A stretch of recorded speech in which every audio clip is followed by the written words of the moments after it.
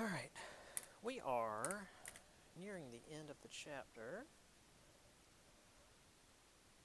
We're more than halfway through the chapter, so we should be finishing it today. Um, oh, almost fell out the door. So, as a reminder, the way we do these, if we should finish the chapter today, Wednesday will be our study guide, and then next Monday will be the test.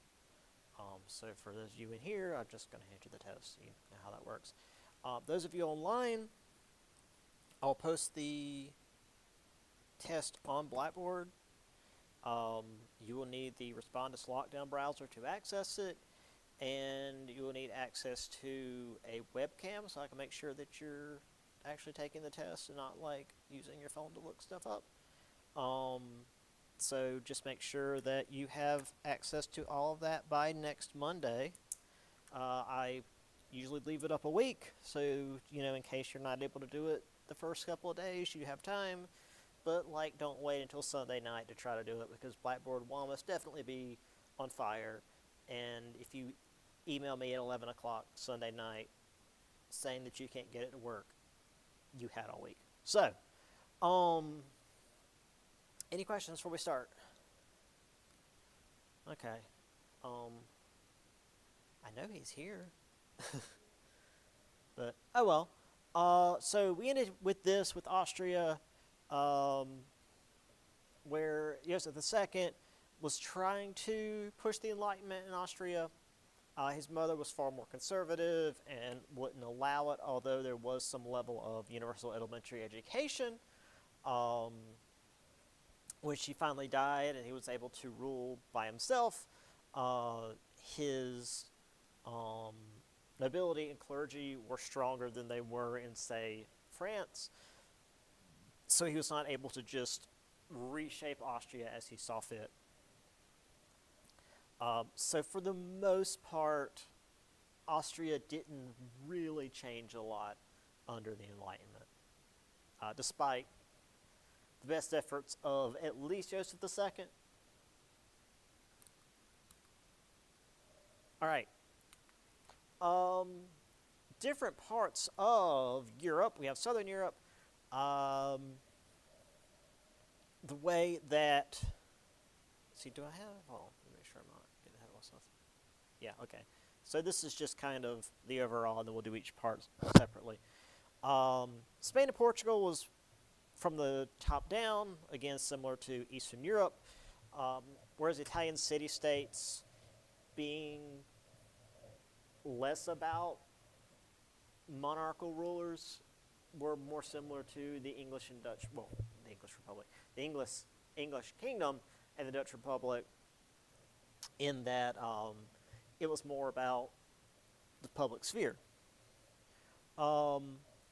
However, when it came to the ruling power of the Catholic Church, nobody messed with the Catholic Church. In Italy, you were literally right there next to Rome, so you were in proximity. And in Spain and Portugal, they were, I would almost argue, more Catholic than Italy in some places. So yeah, there was no attempt to roll the Catholic Church into the Enlightenment like how you saw in England and the Netherlands, and even to an extent France. There was also a style of art and architecture that went back to the classical era, which this is just sort of like another Renaissance, modeled after the pure designs of the Greeks and Romans, which not only was a simpler design than the previous Baroque period, but also went well with the Enlightened ideals of rational thought, natural laws, things being more simplistic. And really even like Platonic, like the old ideas of Plato of like having a simple, perfect form of an idea. that's what Platonic means. Like literally, there's a Platonic ideal of a chair or a table, like a perfect. It has everything that you need to form a table or a chair, and nothing else. No frills, nothing, no special features. Just the perfect idea of a table, a perfect idea of a chair. Um, that's what like Platonic ideal is. Anyway, this is some of the art from that era. This actually harkens back to the founding of Rome, or well, the the Roman people kicking out the Etruscans. This was, I don't remember their names, but there was an attack by the Etruscans on the Romans. They raped a bunch of the women, and so the men came together and were like, "We're not dealing with these Etruscans anymore," and they ran the Etruscans out of the city. Some of that is we have historical evidence of. Some of it is just like Roman myth because the Romans really like to mythicize their history. But this is part of that whole thing. And yes, that is the salute you're seeing, but that's because a lot of groups in the 20th century were cosplaying the past. Anyway, on to Spain and Portugal specifically. As I mentioned, with Eastern Europe, Spain and Portugal were more top-down, where the monarchs were the ones who took the enlightened thought, took the ideas, and applied them to their country. However, compared to, again, Eastern Europe and especially like France is always the example.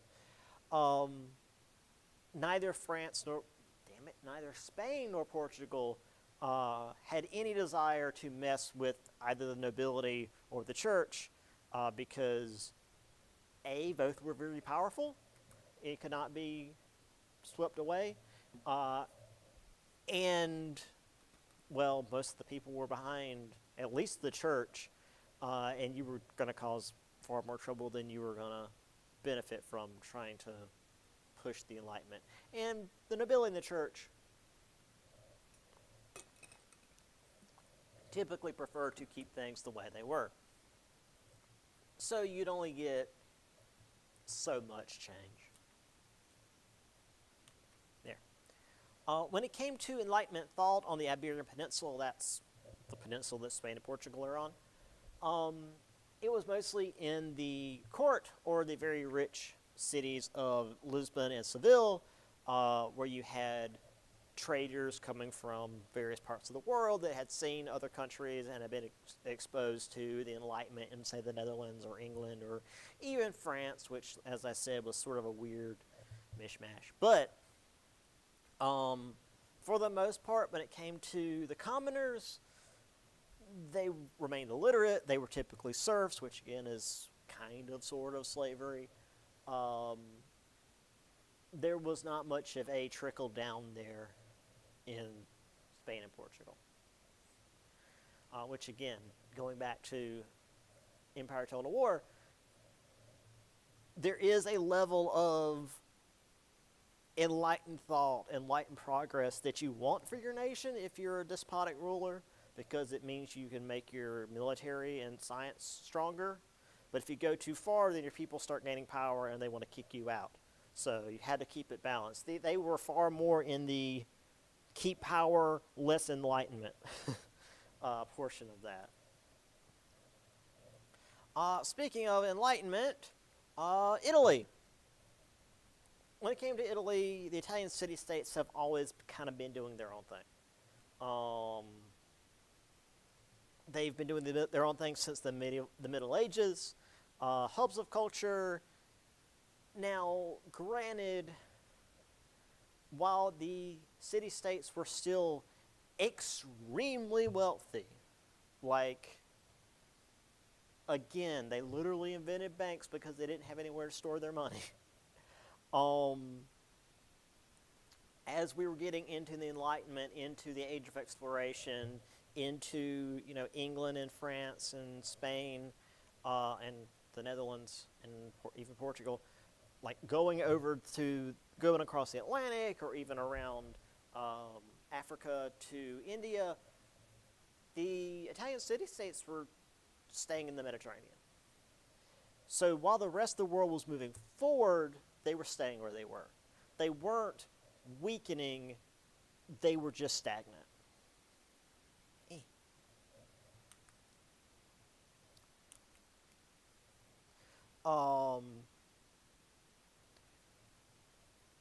And even Rome, which obviously was the beating heart of Catholicism, was a major destination for both Protestants and Catholics on the so-called Grand Tour, which was when basically noble fathers would send their sons around Europe to learn about the diversity of Europe, which, okay, before they come back home to take over their duties as nobility.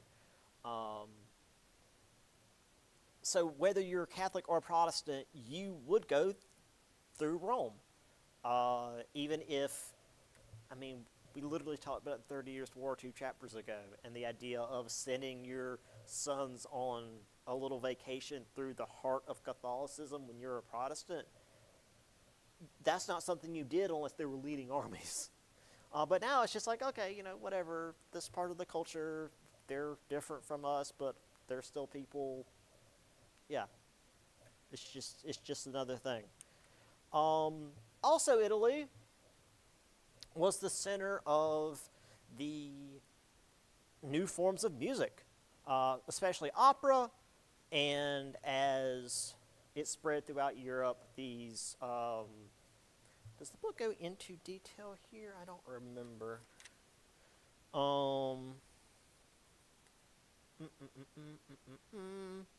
Most composers and librettists were trained in place, yada, yada, yada. Operas became fully staged performances, so rather than just singing the opera, they did the whole play, which is a whole thing. Some more serious and tragic, others comic, highly paid soloist, okay, yeah. In the German-speaking states, operas performed in anything other than Italian were the exception, and most princes insisted on hiring Italians to be their court composers. So similar to the Age of Exploration, where like every explorer early on was Italian, it seems like it was also where all the music came from. Just FYI. Right.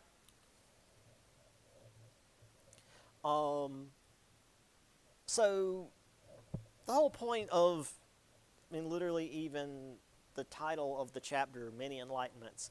The Enlightenment spread and was experienced differently based on where you were, on your nation, on also your social class. Some places you wouldn't even know the Enlightenment was happening if you were of the lower class.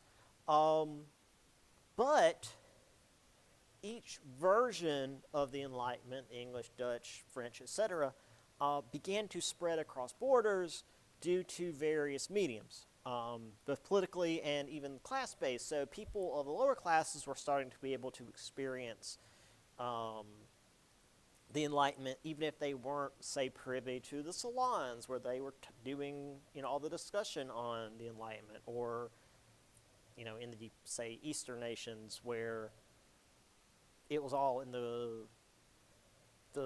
held within the monarchy. We had novels. Daniel Defoe's Robinson Crusoe is the world's first modern novel. Now, granted, modern novel is doing a lot of heavy lifting. Novels have existed since, like, I want to say maybe 1000 AD, perhaps 800 in, like, the Eastern nations, Japan and China. Which is to say, specifically, novels are written in prose rather than verse. We've all read a novel, compared to, say, like Beowulf, which is written very much in verse. It's a poem, but that was just how things were written. It's not that they decided we're going to write this in poem because we're feeling hoity-toity about ourselves. That's just how things were written. Because most things weren't written down, and it's easier to remember stories in a rhythm, like in a song, for example. You have a certain beat, a certain meter, and it's just easier to remember the flow of the story than just, this is the thing that happened. Also, all these old poems, again, Beowulf, the Odyssey, the Iliad, couldn't remember the other one. These were about epic heroes, kings, huge events that were typically, technically the Iliad was about a real war, but it was still fantastical in its telling, whereas novels were often about common people, and the book says common problems. Robinson Crusoe wasn't exactly a common problem. It was a dude that got stranded on a deserted island. I don't know how often that happened to people. Granted, there were so many Europeans out on ships and stuff. It was probably happening not super rarely. So, I mean, it's 50-50, I guess. It wasn't something your average, farmer in the middle of England would experience, but it was happening to people out in the world at the time. So it was certainly more something that you could relate to more than, again, say the Odyssey with, Odysseus traveling around and fighting Cyclops and stuff. Cyclopes. And as I mentioned, every time we bring up novels and literature, it was women who were consuming them. They were the ones who were doing the vast majority of the reading. And in some cases, were even doing a lot of the writing. Now, granted, the women that were doing the writing were typically doing under pseudonyms because, women can't write. Well, you can't have that. So they'd have to do it under like a pen name that would be male sounding so that they could sell their work without, just getting ignored. But it proved just even back then that clearly women are more than just the ones that take care of the household. They're just as intellectually minded as the men, which, we don't even need this. We were talking about Catherine II was just as much a part of the Enlightenment as any of her peer rulers. So, yeah. Anyway, I have this really great image of Robinson Crusoe that always makes me laugh. So we've got Crusoe here with, I don't remember the name of his little companion that he had that helped him not starve to death. But my God, they didn't even bother shading him in. He is just as white as the background. Ain't no way this dude's been stranded on a tropical island and he's still that pale. I get I was saying though, he is covered up. He's got his little parasol to keep the sun off of him. But ain't no way you're even near water. It's gonna reflect and burn your face. Yeah, it's a very funny image. Dude was just he was living in a cave during the day and only came out at night, I guess. I don't know, man. It's funny. But anyway, you've got Crusoe, you've got the various animals that they had on the island, and again, I can't remember the name of his companion. I think the book mentions it. No, just the story of daily adventures of an ordinary man. Not really. But okay. Okay.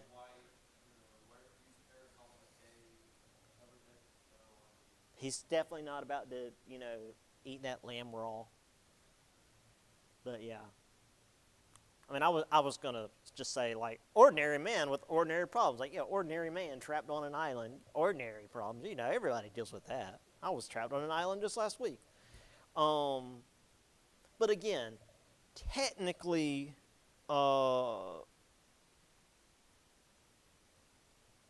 technically more realistic than, again, say Odysseus. The book mentions some other novels as well. Defoe wrote another novel, Moll Flanders, lower-class con artist, seductress, and thief who finds happiness only after being sent to the American colonies. Samuel Richardson expanded the novel form to explore psychological aspects of the... God. Spam. Anyway, Pamela, or Virtue Rewarded. Virtuous servant girl who managed to resist young nobleman's attempts to seduce her. Clarissa. It's just more... let's see.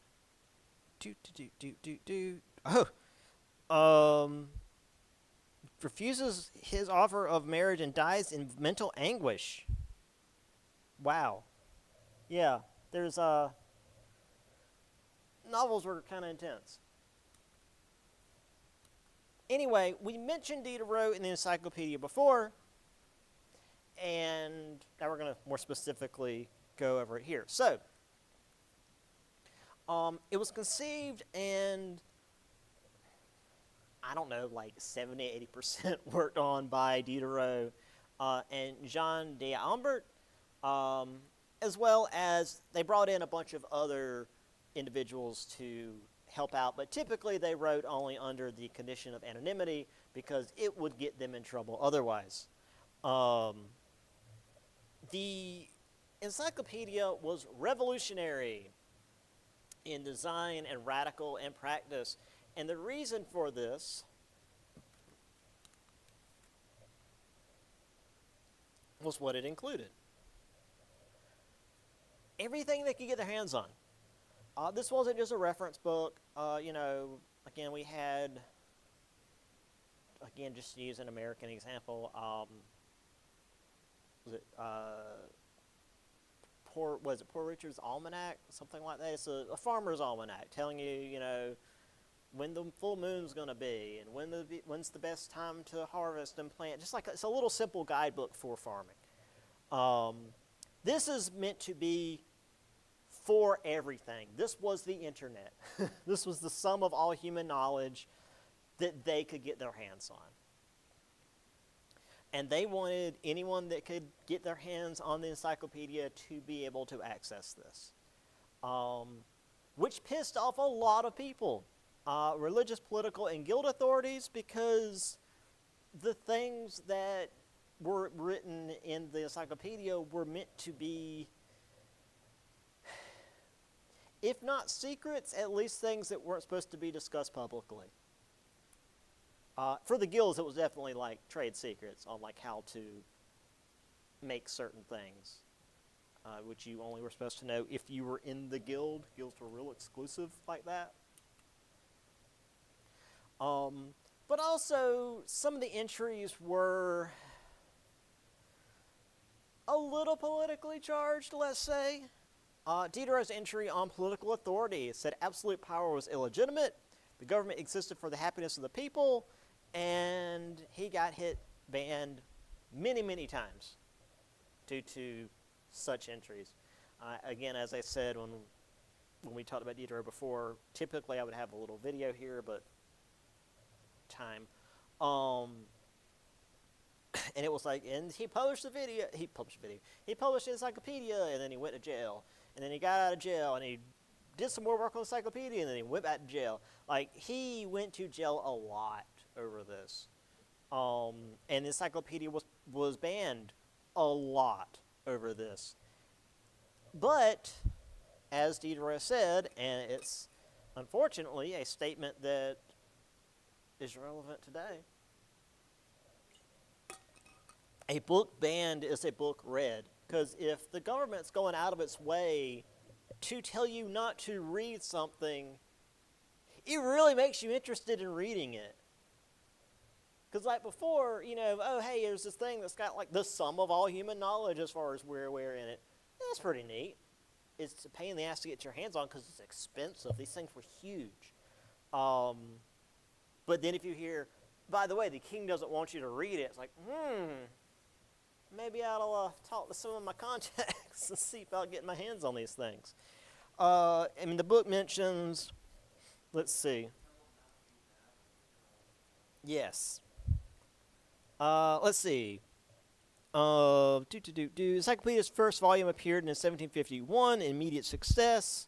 The original volumes were costly. By 1752, it had acquired more than 4,000 subscribers, even though in that year the French crown condemned the work for corrupting public morals and undermining religious faith. Diderot's papers were confiscated but then returned since the court decided that suppressing the project would simply be too difficult and controversial. The court knew what was going on. Volumes continued to appear, mostly because Diderot kept up a furious pace of writing and editing, taking astride periodic police raids on his house. Continued to work even after the Crown once again banned his work in 1759.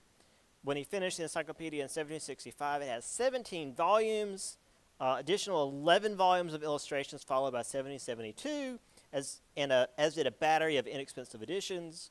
The encyclopedia was being read in St. Petersburg, in Philadelphia, and by readers from the barely literate to members of the French Academy. By no means was the encyclopedia the only voluminous reference work created in the 18th century. To give an example, Samuel Johnson's A Dictionary of the English Language exceeded 2,300 pages and 42,000 entries.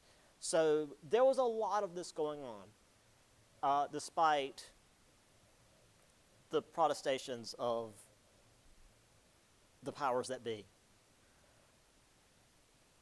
So yeah, again, encyclopedia, kind of boring in modern day.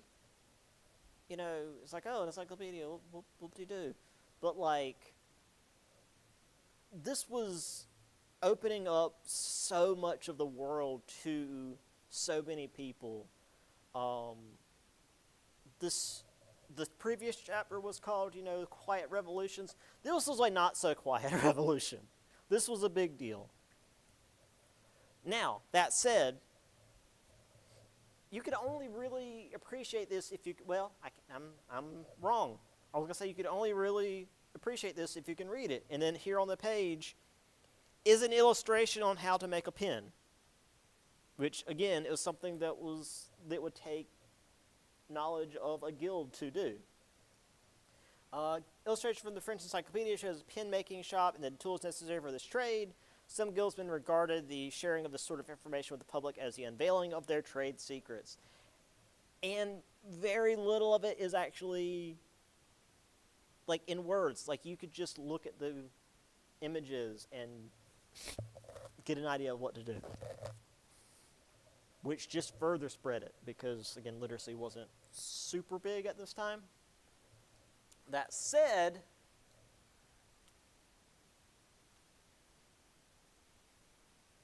literacy maybe wasn't as big as today, and I mean, honestly, today it's not as big as it ought to be, but pamphlets spread like wildfire. Wildfire. Now, pamphlets have been around since before the 18th century. Again, we talked about the Protestant Reformation and how pamphlets were part of both the Protestant Reformation and the Catholic Counter-Reformation. But during the Enlightenment, it flourished because they're easy to print, cheap to print, and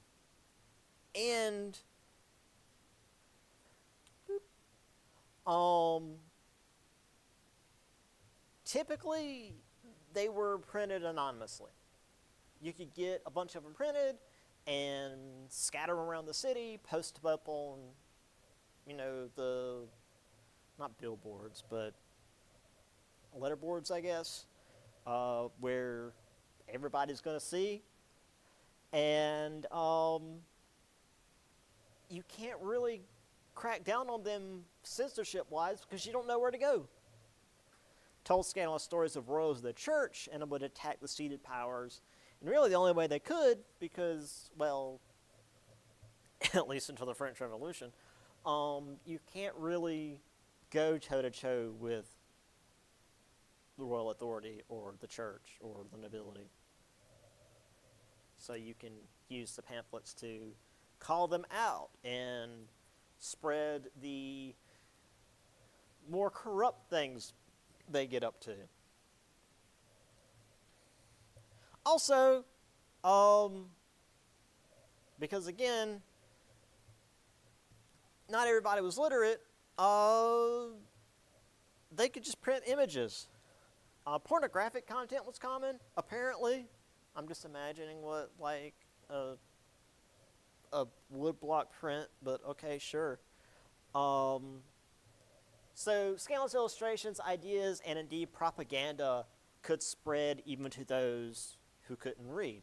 Because you have an image like this, and I don't read French, and also this is not a very high-quality image, so, you know, even if I could read French, I probably couldn't read that. But you get the idea. It's the first and second estate and the monarchy literally on the back of the third estate in chains, blindfolded, and gagged even, being whipped and forced to carry the rest of the nation on their back. You don't need to be able to read to understand this. That's one of the ways that pamphlets were really good at what they were doing. I mean, and I've already shown you guys a bunch of similar images, and there will be more next chapter when we actually get into the French Revolution. Beyond this,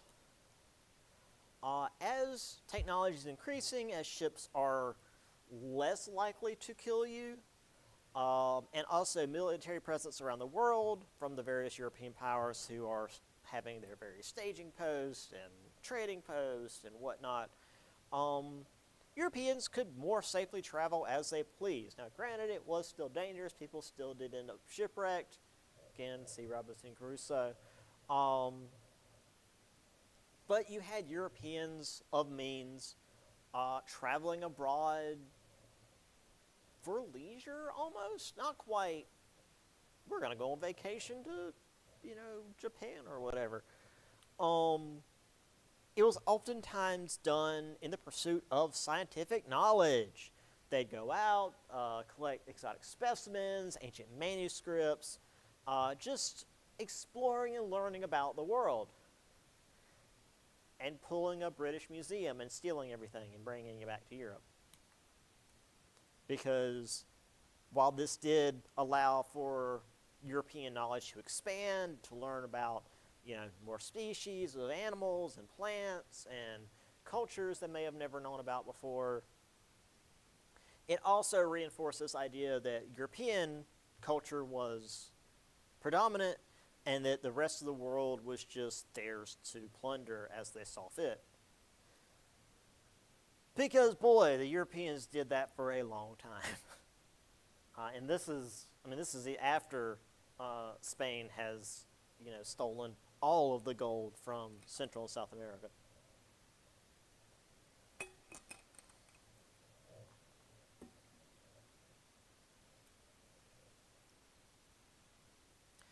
So yeah, I don't have, unfortunately, I thought I would have an image for this one, but just the, well, this is still the 1700s. I guess we get more into the, like, imperial European expansion in the 1800s. So we'll do that a little bit later. Gardening, which doesn't sound interesting, but I like the dichotomy here. So, again, Enlightenment, increased technology, new species of plants were being grown back in Europe, things that had never been in Europe before, which certainly isn't going to cause any problems were they to get out and start growing into the wild, like the many invasive species we have everywhere. The Dutch, once again, led the way.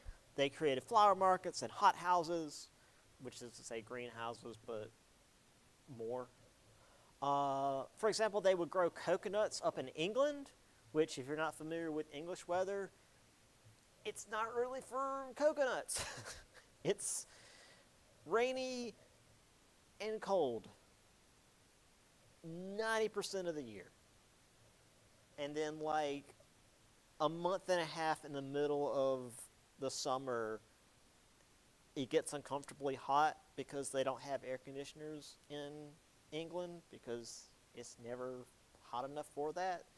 So when it does get that hot, everyone in England's like, oh, it's so hot. It's, to convert from Celsius, yeah, more like 80 degrees. It's like, oh, but to be fair, like if you're in a building and it's 85, 90 degrees out and there is no central air, it's hot.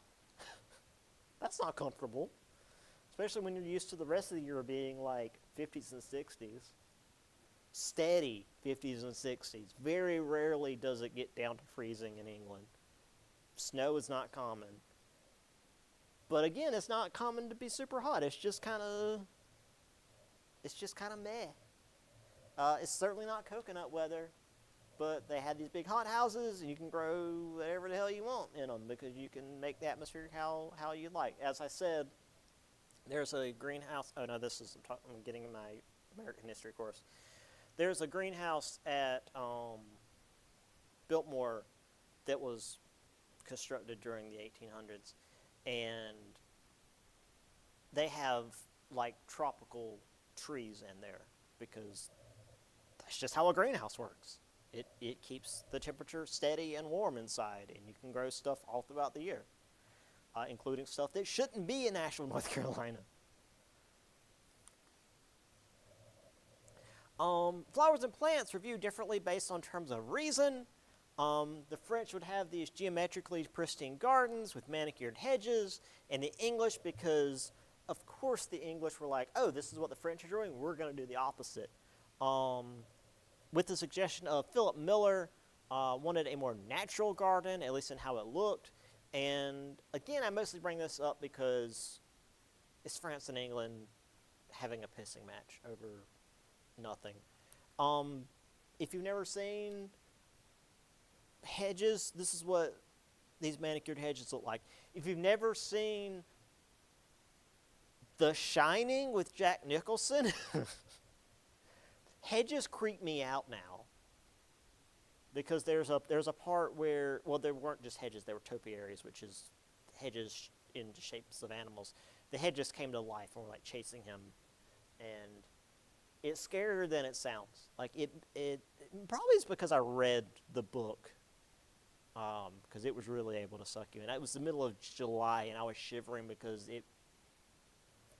it was able to express how cold it was up there so well that I'm like inside with a blanket in the middle of July in South Carolina.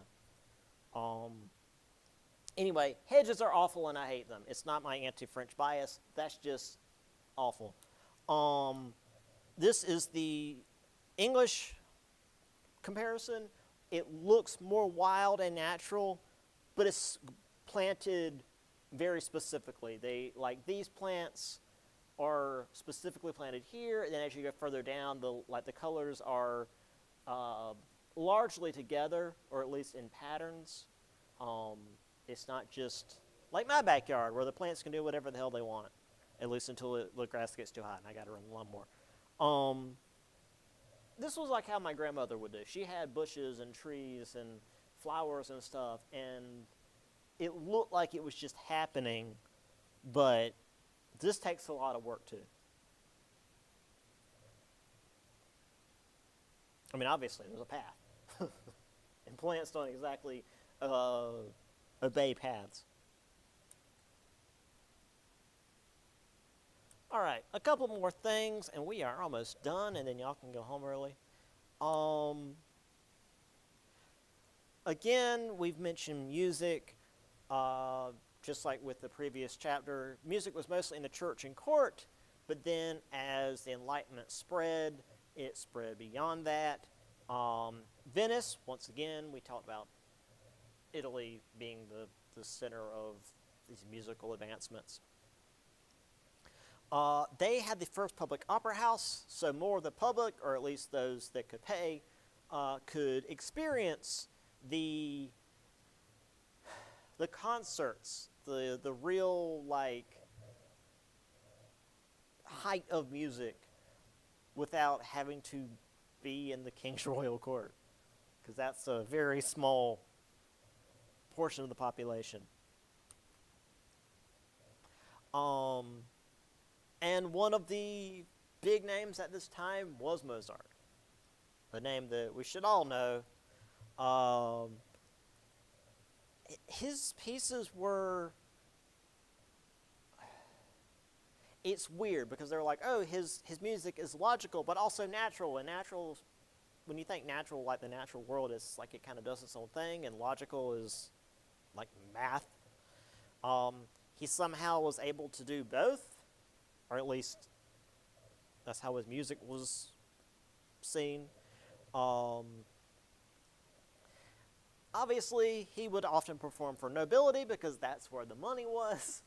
But he did also have many public performances in opera houses so more people could experience Mozart rather than just the nobility. And that's probably why we know him as good as we do today, because he wasn't just some snooty noble that was good at what he did. More people than just the nobility were able to see and hear, I suppose, what Mozart was about. Here's a little Mozart. One of the big things about Mozart is like he didn't grow into his talent. It was just like he was born with it. He was gifted from a very early age. So little dude was was doing stuff as early as he could get to a piano. See, does the book actually go a bit more into detail on that?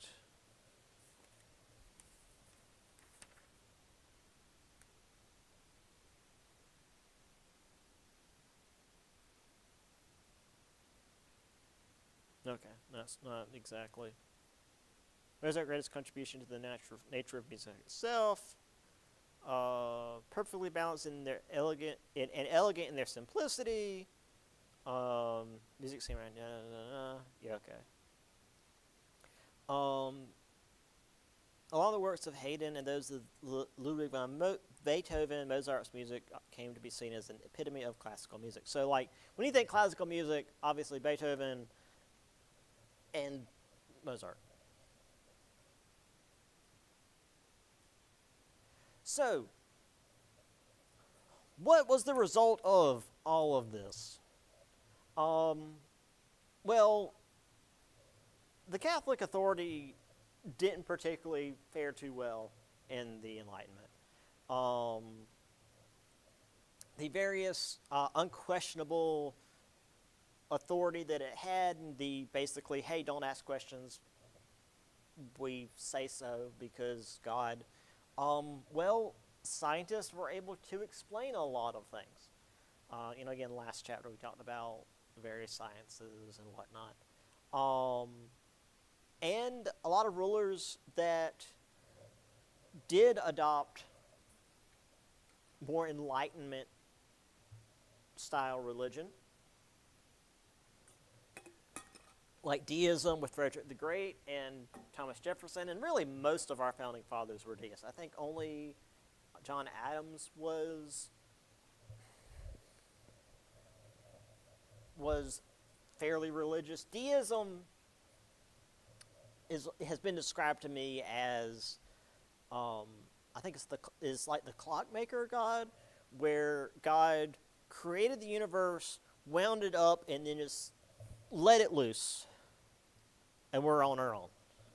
It's not really part of the idea of like this personal God that you can talk to on the daily, or that you need to go to Catholic church to beg for forgiveness for, having a dirty dream. That there's something beyond what we understand that exists. That's deism certainly acknowledges that, because it's still the 1700s. They can only know so much about science. But beyond that, we're only what we know, essentially. It's not trying to overturn religion, it's just a more moderate religion than the Catholics and Protestants murdering each other in the 30 Years' War. So again, speaking of more modern day stuff, when you hear that, oh, the country was founded on Judeo-Christian values, that's bullshit. It wasn't. The United States was founded on religious liberty and you doing as you pleased when it came to religion, which meant not pushing it on everybody else. So trying to create a Christian nationalist state is not what the Founding Fathers would have wanted. You can ask Thomas Jefferson. He literally wrote about that. Anywho, when it came to politics, again, it depended on the nation. With countries with a top-down approach, the Enlightenment was mostly used to increase the technology, the science, and specifically the military of these nations while not really affecting the regular folks. In places like the Dutch Republic and England, it was kind of just across the board. And while France was this real weird place, it was this real strange area of technically the government is sending out police spies to keep the Enlightenment from happening, but also it's where all the Enlightenment is happening. It's like you got a dozen dudes with buckets of water trying to put out a wildfire. It's like don't bother. But even during this period, and as much as we've talked about, and I've alluded to the French Revolution, very few of these radical thinkers were anywhere near the thought of, well, yeah, let's overthrow the government violently and guillotine people in the streets and a lot of other awful stuff that happened during the French Revolution. Again, similar to when I talk about the American Revolution in my American history course, it wasn't until things were rolling that people were actually thinking about, oh wait, this is actually we're doing this. It's too late to stop it. Very little of this was premeditated. Nobody was like, oh, we're gonna overthrow the king and murder all the nobility. It was a gradual thing. Because in England, we might have killed Charles I, but we brought back Charles II, and then there was the whole thing, and then we've got William and Mary, and everything's fine in England. And the Dutch Republic, they don't even have a king, and they're doing fine. What happened in France was not expected. Yes. Oh, that's weird. Yeah, we're here Wednesday. Anyway, that's it. So Wednesday, we will do the study guide, which if it's not up on Blackboard already, I'll put up on Blackboard.